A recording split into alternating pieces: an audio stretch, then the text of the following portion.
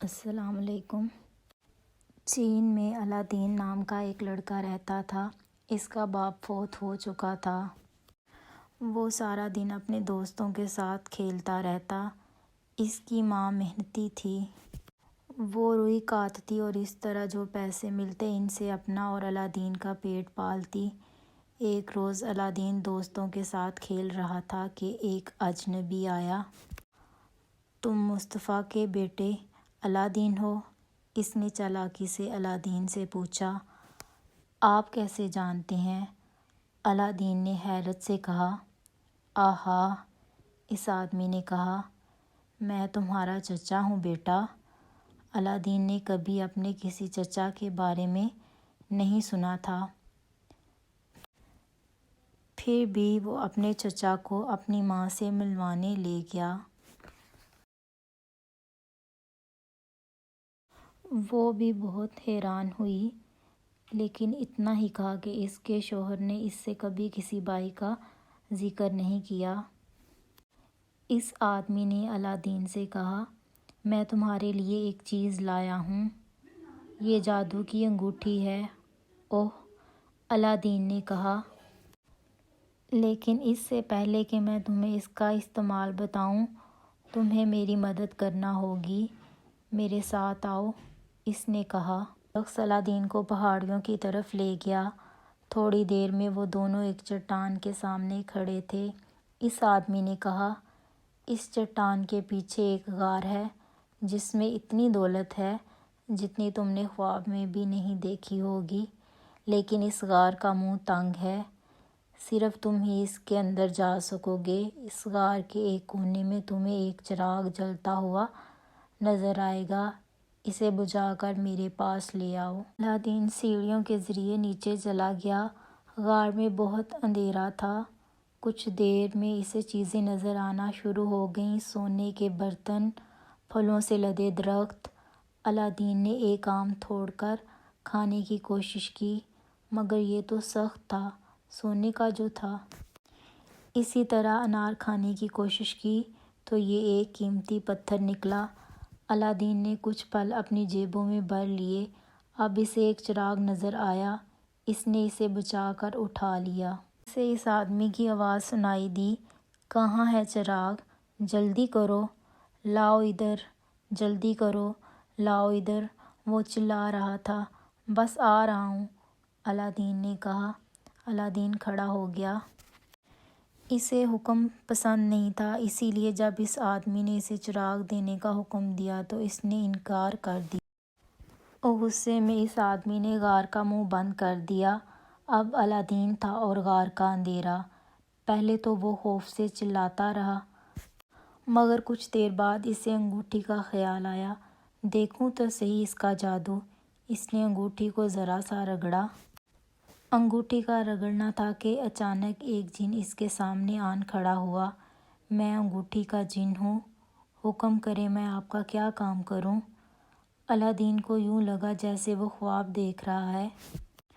مجھے گھر لے چلو، وہ چیخا۔ دوسرے ہی لمحے وہ اپنے گھر میں اپنی ماں کے پاس تھا۔ اوہ اماں! اس نے کہا، مجھے آپ کو دیکھ کر اتنی خوشی ہو رہی ہے کہ کیا بتاؤں۔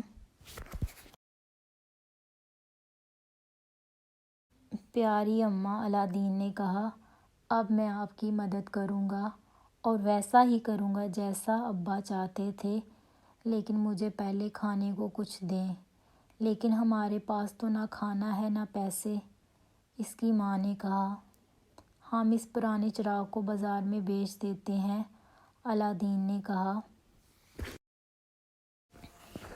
یہ مجھے دو، اس کی ماں نے کہا۔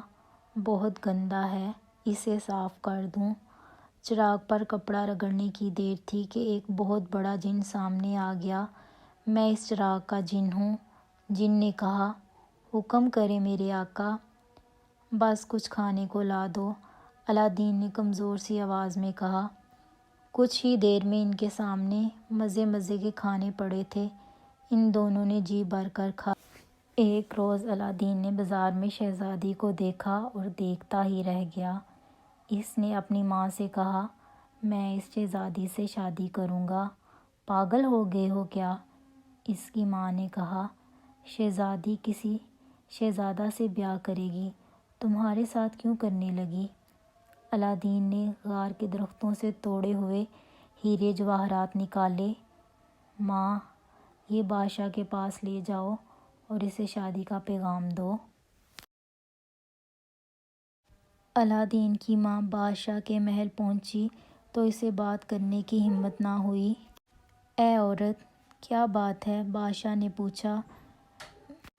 میرے بیٹے الادین نے آپ کے لیے تحفہ بھیجا ہے۔ الادین کی ماں نے ڈبہ کھولا، ہیرے جواہرات دیکھ کر سب حیران رہ گئے۔ وزیر نے بادشاہ سے کہا، جناب، میں نے آج تک ایسے ہیرے نہیں دیکھے۔ میرے آقا، میرا بیٹا آپ کی بیٹی سے شادی کرنا چاہتا ہے۔ بیٹی سے شادی؟ اس نے پوچھا، مگر کیوں؟ شاید الادین میری بیٹی کے لیے مناسب شوہر ثابت ہو، اس نے سوچا۔ اگلے روز الادین بھی بہت سے تحفے لے گیا۔ شادی کی تیاری کرو، بادشاہ نے خوش ہو کر کہا۔ الادین نے کہا، مگر آپ کی بیٹی کے لائق ایک محل تو بنا لوں۔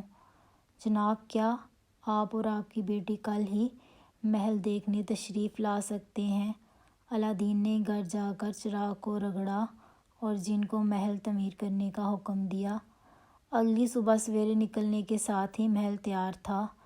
بادشاہ اور شہزادی نہایت خوبصورت محل دیکھ کر بہت خوش ہوئے۔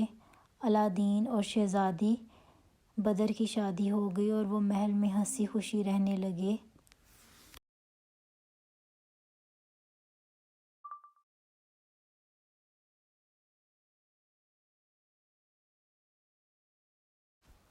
لیکن ادھر الادین کے جھوٹے چچا کو چراغ کا خیال ستا رہا تھا۔ اسے پتہ چلا کہ الادین تو زندہ ہے اور شہزادی کے ساتھ اس کی شادی ہو چکی ہے۔ میں الادین کو نہیں چھوڑوں گا، وہ چلایا۔ اگلے ہی روز وہ الادین کے محل پہنچا۔ وہ محل میں نہیں تھا۔ اسے ایک چال سوجھی۔ اس نے کچھ نئے چراغ خریدے اور محل کے باہر کھڑا ہو کر پکارنے لگا، پرانے چراغ کے بدلے نئے چراغ۔ شہزادی کی ملازمہ نے یہ سنا تو اس نے سوچا، کیوں نہ آقا کے پرانے چراغ کے بدلے میں نیا چراغ لے لیا جائے، وہ اسے دیکھ کر خوش ہوں گے، اور اس نے یہ سوچ کر چراغ بدلوا لیا۔ الادین کے جھوٹے چچا کو چراغ ملا تو وہ خوشی سے کانپنے لگے۔ اس نے چراغ کو رگڑا، جن حاضر ہو گیا۔ حکم کرو میرے آقا، میں چراغ کا غلام ہوں، مجھے اور اس محل کو افریقہ لے چلو۔ اور کچھ ہی دیر میں سب کچھ غائب ہو گیا۔ الادین واپس آیا تو اسے پتہ چل گیا کہ اس کے چچا کی چال کامیاب ہو گئی ہے۔ اس نے انگوٹھی کو رگڑا اور جن حاضر ہو گیا۔ اے جن، الادین نے کہا، مجھے میری بیوی کے پاس لے چلو۔ اور کچھ ہی دیر میں وہ جھوٹے چچا کے پاس تھا۔ جھوٹا چچا چراغ لے کر بھاگا، مگر الادین نے اس سے چراغ چھین لیا۔ الادین نے اسے رگڑا، جن حاضر ہو گیا۔ اس شخص کو کہیں اتنی دور لے جاؤ کہ یہ دوبارہ ہمیں تنگ نہ کر سکے، اور پھر ہمیں واپس ہمارے شہر لے جاؤ۔ واپس پہنچ کر الادین اپنی ماں کو اپنے پاس لے آیا۔ اب الادین، اس کی ماں اور شہزادی ہنسی خوشی رہنے لگے۔ اگر آپ کو یہ ہماری سٹوری اچھی لگی ہے تو اسے لائک کریں، شیئر کریں اور چینل کو سبسکرائب کریں۔ پھر ملیں گے ایک نئی سٹوری کے ساتھ۔ اللہ حافظ۔